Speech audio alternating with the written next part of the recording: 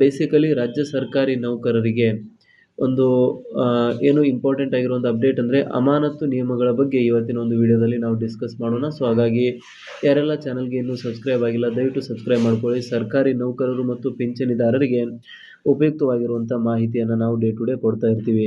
So KCSR ನಿಯಮಾವಳಿಗಳ ಪ್ರಕಾರ ಕರ್ನಾಟಕ ರಾಜ್ಯ ಸರ್ಕಾರಿ ನೌಕರರಿಗೆ ಅಮಾನತಿಗೆ ಸಂಬಂಧಿಸಿದಂತೆ ಯಾವೆಲ್ಲ ನಿಯಮಗಳಿದೆ, ಸೊ ಸರ್ಕಾರಿ ನೌಕರರಿಗೆ ಯಾವೆಲ್ಲ ಹಕ್ಕುಗಳನ್ನು ನೀಡಲಾಗಿದೆ, ಈ ಎಲ್ಲ ಒಂದು ವಿಷಯಗಳಿಗೆ ಸಂಬಂಧಿಸಿದಂತೆ ಇವತ್ತಿನ ಒಂದು ವಿಡಿಯೋದಲ್ಲಿ ನಾವು ಡಿಸ್ಕಸ್ ಮಾಡೋಣ. ಸೊ ಹಾಗಾಗಿ ವಿಡಿಯೋನ ಕೊನೆವರೆಗೂ ನೋಡಿ ಮತ್ತು ವಿಡಿಯೋನ ಲೈಕ್ ಮಾಡೋದು ಮತ್ತು ಚಾನಲ್ನ ಸಬ್ಸ್ಕ್ರೈಬ್ ಮಾಡೋದು ಮರಿಬೇಡಿ. ಸೊ ಇಲ್ಲಿ ನೋಡ್ತಾ ಇರುವಂಥದ್ದು ಶೀರ್ಷಿಕೆಯಲ್ಲಿ ಕರ್ನಾಟಕ ಸರ್ಕಾರಿ ನೌಕರರ ಅಮಾನತು ಸಸ್ಪೆನ್ಷನ್ ನಿಯಮಗಳು ಅಂತ KCS-CCA ನಿಯಮಾವಳಿ 1957 ಅನ್ವಯ ಅಮಾನತು ಪ್ರಕ್ರಿಯೆ ಮತ್ತು ಪರಿಣಾಮಗಳ ಬಗ್ಗೆ ನಾವು ಮಾತನಾಡೋದಾದರೆ, so basically first of all ನಾವು ಬೇಸಿಕ್ನಿಂದ ಸ್ಟಾರ್ಟ್ ಮಾಡಿದ್ರೆ ಅಮಾನತು ಎಂದರೆ ಏನು ಅಂತ. ಸೊ ಮೊಟ್ಟ ಮೊದಲನೇದಾಗಿ ಅಮಾನತು ಎಂದರೆ ಏನು ಅಂತ ನೋಡೋದಾದರೆ, ಶಿಸ್ತು ಕ್ರಮದ ಹಂತದಲ್ಲಿ ನೌಕರರನ್ನು ತಾತ್ಕಾಲಿಕವಾಗಿ ಕರ್ತವ್ಯದಿಂದ ದೂರ ಇರಿಸುವ ಒಂದು ಪ್ರಕ್ರಿಯೆಯನ್ನು ಅಮಾನತು ಎಂದು ಕರೀತಾರೆ. ಸೊ ಅಮಾನತು ಬೇಸಿಕಲಿ ಏನಂದರೆ ಶಿಸ್ತು ಕ್ರಮದ ಹಂತದಲ್ಲಿ ನೌಕರರನ್ನು ತಾತ್ಕಾಲಿಕವಾಗಿ ಕರ್ತವ್ಯದಿಂದ ದೂರ ಇರಿಸುವಂಥದ್ದನ್ನು ಸಸ್ಪೆನ್ಷನ್ ಅಂತ ಕರಿತೀವಿ. ಸೊ ಇದಾದಮೇಲೆ ನೆಕ್ಸ್ಟ್ ಪಾಯಿಂಟ್ ಬಂದ್ಬಿಟ್ಟು ಅಮಾನತಿಗೆ ಪ್ರಮುಖ ಯಾವ ಒಂದು ಕಾರಣಗಳನ್ನು ನೀಡಲಾಗುತ್ತೆ ಅಂತ. ಸೊ ಒಬ್ಬ ಸರ್ಕಾರಿ ನೌಕರನ್ನು ಅಮಾನತು ಮಾಡ್ತಾ ಇದ್ದಾರೆ ಅಂದರೆ ಯಾವ ಒಂದು ಕಾರಣಗಳನ್ನು ಅಲ್ಲಿ ನೀಡಲಾಗುತ್ತೆ ಅಂತ ನಾವು ಡಿಸ್ಕಸ್ ಮಾಡೋದಾದರೆ, ಅಮಾನತು ಎನ್ನುವುದು ಶಿಕ್ಷೆಯಲ್ಲ, ಇದು ತನಿಖೆಯ ಉದ್ದೇಶಕ್ಕಾಗಿ ತೆಗೆದುಕೊಳ್ಳುವ ತಾತ್ಕಾಲಿಕ ಕ್ರಮ. ಸೊ ಅಮಾನತು ಅಂದರೆ ಜಾಸ್ತಿ ಜನ ಇದೊಂದು ಶಿಕ್ಷೆ ಅಂತ ಅಂದ್ಕೊಳ್ತಾರೆ, ಬಟ್ ಅದೊಂದು ಶಿಕ್ಷೆ ಆಗಿರೋದಿಲ್ಲ. ಅದು ಬೇಸಿಕಲಿ ಸರ್ಕಾರಿ ನೌಕರರನ್ನು ತನಿಖೆ ಉದ್ದೇಶಕ್ಕಾಗಿ ಅವರಿಗೆ ತನಿಖೆ ಕಂಪ್ಲೀಟ್ ಆಗುವವರೆಗೆ ತೆಗೆದುಕೊಳ್ಳುವಂಥ ಒಂದು ತಾತ್ಕಾಲಿಕ ಕ್ರಮವನ್ನು ಇಲ್ಲಿ ಅಮಾನತು ಎಂದು ಕರೆಯಲಾಗುತ್ತದೆ. ಸೊ ಅದ್ರ ಬಗ್ಗೆ ನೋಡ್ತಾ ಇರುವಂಥದ್ದು ನೀವು ಕ್ಲಿಯರ್ ಆಗಿರುವಂಥ ಒಂದು ಡೆಫಿನೇಷನ್ನ ಇಲ್ಲಿ ನೀಡಲಾಗಿದೆ. ಆ್ಯಂಡ್ ಇದಾದಮೇಲೆ ನೆಕ್ಸ್ಟ್ ಪಾಯಿಂಟ್ ಬಂದ್ಬಿಟ್ಟು ಈ ಒಂದು ಪಾಯಿಂಟಲ್ಲಿ ನಿಮಗೆ ಎಕ್ಸ್ಪ್ಲೈನ್ ಮಾಡ್ತಾ ಇರುವಂಥದ್ದು ಶಿಸ್ತು ಕ್ರಮ ಅಂದರೆ ಏನು ಅಂತ. ಸೊ ಗಂಭೀರ ಶಿಸ್ತು ಕ್ರಮದ ವಿಚಾರಣೆಯನ್ನು ಎದುರಿಸುತ್ತಿರುವಾಗ ಇನ್ನೊಂದು ಅಪರಾಧ ಏನಾದರೂ ಮಾಡಿದರೆ, ನೌಕರನು ಕ್ರಿಮಿನಲ್ ಅಪರಾಧ ಆರೋಪದಲ್ಲಿ ಪೊಲೀಸ್ ವಶದಲ್ಲಿದ್ದರೆ, 48 ಗಂಟೆಗಳಿಗಿಂತ ಹೆಚ್ಚು ಪೊಲೀಸ್ ವಶದಲ್ಲಿದ್ದರೆ ಅಂಥ ಒಂದು ಟೈಮಲ್ಲಿಯೂ ಕೂಡ ಅಮಾನತಿಗೆ ಅದನ್ನು ಕಾರಣ ಮಾಡಲಾಗುತ್ತದೆ.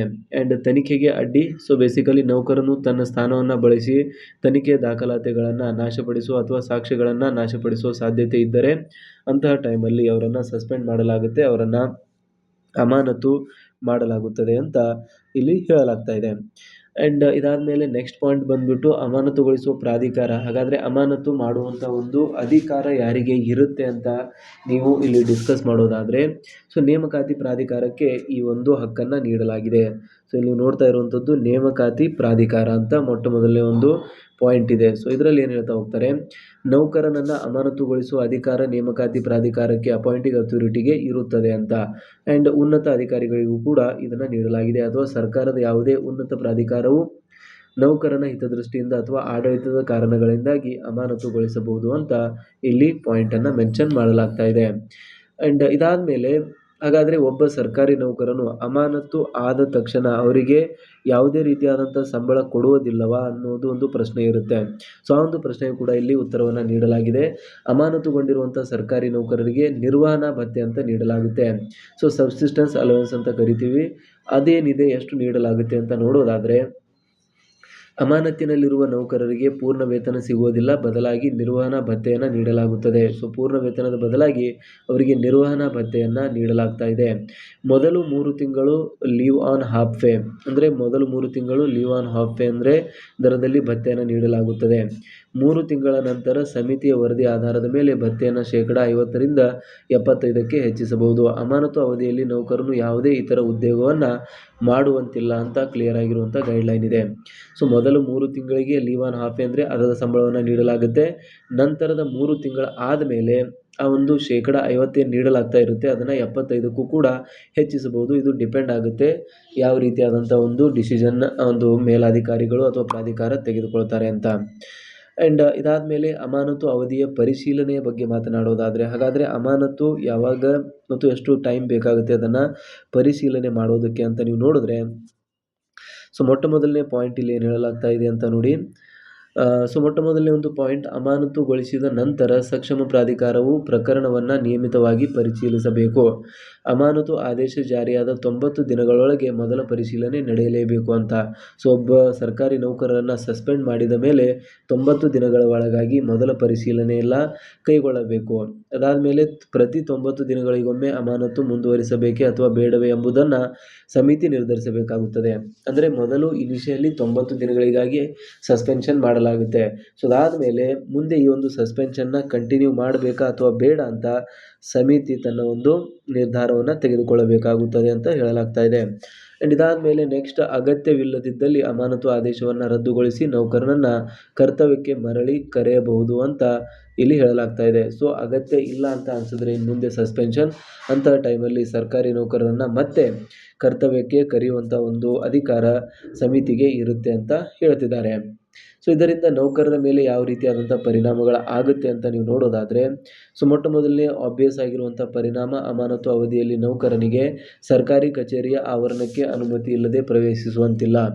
ತನ್ನ ಮೇಲಾಧಿಕಾರಿಗಳ ಅನುಮತಿ ಇಲ್ಲದೆ ಕೇಂದ್ರ ಸ್ಥಾನವನ್ನು ಬಿಟ್ಟು ಹೋಗುವಂತಿಲ್ಲ. ಅಂದರೆ ನೀವು ಫಾರ್ ಎಕ್ಸಾಂಪಲ್ ಬೆಂಗಳೂರಿನಲ್ಲಿ ಕೆಲಸ ಮಾಡುತ್ತಿದ್ದೀರಾ ಅಂತ ಅಂದ್ಕೊಳ್ಳಿ. ಸೊ ಬೆಂಗಳೂರನ್ನು ಬಿಟ್ಟು ಬೇರೆ ಒಂದು ಪ್ರದೇಶಕ್ಕೆ ಹೋಗುವಂತಿಲ್ಲ, ಅದು ಮೇಲಾಧಿಕಾರಿಗಳ ಒಂದು ಅನುಮತಿ ಇಲ್ಲದೆ ಹೆಡ್ ಕ್ವಾರ್ಟರ್ಸನ್ನು ಬಿಡುವಂತಿಲ್ಲ. ಇದಾದ ಮೇಲೆ ವೇತನ, ಬಡ್ತಿ ಮತ್ತು ಪಿಂಚಣಿ ಸೇವಾ ಅವಧಿಯಲ್ಲಿ ಅಮಾನತು ಅವಧಿಯನ್ನು ಪರಿಗಣಿಸಬೇಕೇ ಅಥವಾ ಬೇಡವೇ ಎಂಬುದು ಅಂತಿಮ ಶಿಸ್ತು ಕ್ರಮದ ಫಲಿತಾಂಶದ ಆಧಾರದ ಮೇಲೆ ನಿರ್ಧರಿಸಲಾಗುತ್ತದೆ.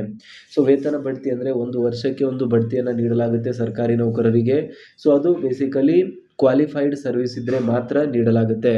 ಸೊ ಅಂಥ ಒಂದು ಟೈಮಲ್ಲಿ ಅಮಾನತು ಟೈಮನ್ನು ಕ್ವಾಲಿಫೈಡ್ ಸರ್ವಿಸ್ ಅಂತ ಪರಿಗಣನೆಗೆ ತೆಗೆದುಕೊಳ್ಳಬೇಕು ಅಥವಾ ಇಲ್ಲ, ಈ ಒಂದು ನಿರ್ಧಾರ ಶಿಸ್ತು ಕ್ರಮದ ಒಂದು ಫಲಿತಾಂಶ ಬಂದ ಮೇಲೆ, ಅದು ಪಾಸಿಟಿವ್ ಆಗಿ ಬಂದರೆ ಆ ಒಂದು ಟೈಮ್ ಪೀರಿಯಡನ್ನು ಕನ್ಸಿಡರ್ ಮಾಡಲಾಗುವುದಿಲ್ಲ, ಅದು ನೆಗೆಟಿವ್ ಆಗಿ ಬಂದರೆ ಆ ಒಂದು ಟೈಮ್ ಪೀರಿಯಡನ್ನು ಕನ್ಸಿಡರ್ ಮಾಡಲಾಗುತ್ತೆ. ಆ್ಯಂಡ್ ಪಿಂಚಣಿ ಸೇವೆಗೂ ಕೂಡ ಅಷ್ಟೇ. ಪಿಂಚಣಿ ಸೇವೆ ನಮಗೆಲ್ಲರೂ ಕೂಡ ಗೊತ್ತಿರುವಂಥದ್ದು 33 ವರ್ಷ 32 ವರ್ಷ ಪಿಂಚಣಿ ಸೇವೆ.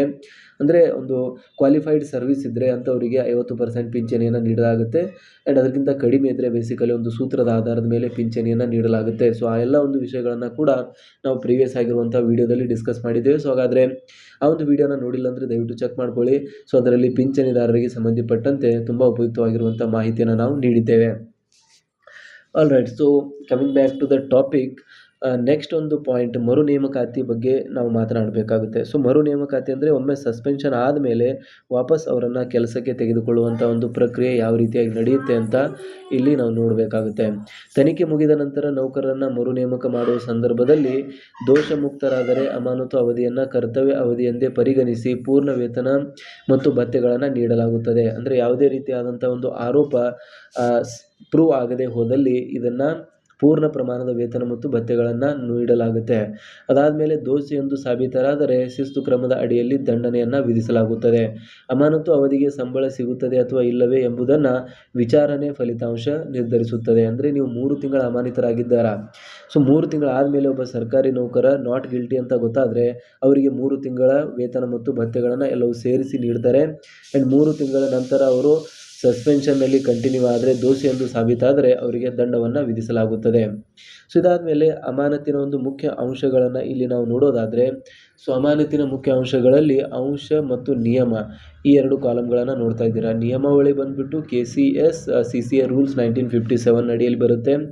ನಿರ್ವಹಣಾ ಭತ್ಯೆ 50% 75% ಸಂಬಳದ ಒಂದು ಅಮೌಂಟನ್ನು ನೀಡಲಾಗುತ್ತೆ.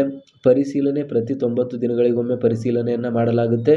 ಇದಾದಮೇಲೆ ಕೇಂದ್ರ ಸ್ಥಾನ ಅನುಮತಿ ಇಲ್ಲದೆ ಬಿಡುವಂತಿಲ್ಲ ಅಂತ ಕ್ಲಿಯರ್ ಆಗಿರುವಂಥ ಒಂದು ಗೈಡ್ಲೈನ್ ಇಲ್ಲಿ ನೋಡ್ತಾ ಇರುವಂಥದ್ದು ನೀವು. ಸೊ ಇದಿಷ್ಟಾಗಿತ್ತು ಇವತ್ತಿನ ಒಂದು ವಿಡಿಯೋದಲ್ಲಿ ಸರ್ಕಾರಿ ನೌಕರರ ಒಂದು ಸಸ್ಪೆನ್ಷನ್ಗೆ ಸಂಬಂಧಿಸಿದಂತೆ ಯಾವ ರೀತಿಯಾದಂಥ ನಿಯಮಾವಳಿಗಳಿದೆ ಮತ್ತು ಯಾವಾಗ ಸಸ್ಪೆನ್ಷನ್ನ ಮಾಡಲಾಗುತ್ತೆ, ಅದರಲ್ಲಿ ಸಂಬಳ ಯಾವ ರೀತಿಯಾಗಿ ನೀಡಲಾಗುತ್ತೆ ಮತ್ತು ಎಷ್ಟು ದಿನಗಳಿಗೊಮ್ಮೆ ಸಸ್ಪೆನ್ಷನ್ನ ವಿಚಾರಣೆಯನ್ನು ಮಾಡಬೇಕು, ಎಲ್ಲ ಒಂದು ವಿಷಯಗಳಿಗೆ ಸಂಬಂಧಿಸಿದಂತೆ ಇವತ್ತಿನ ಒಂದು ವಿಡಿಯೋದಲ್ಲಿ ನಾವು ಡಿಸ್ಕಸ್ ಮಾಡಿದ್ದೇವೆ.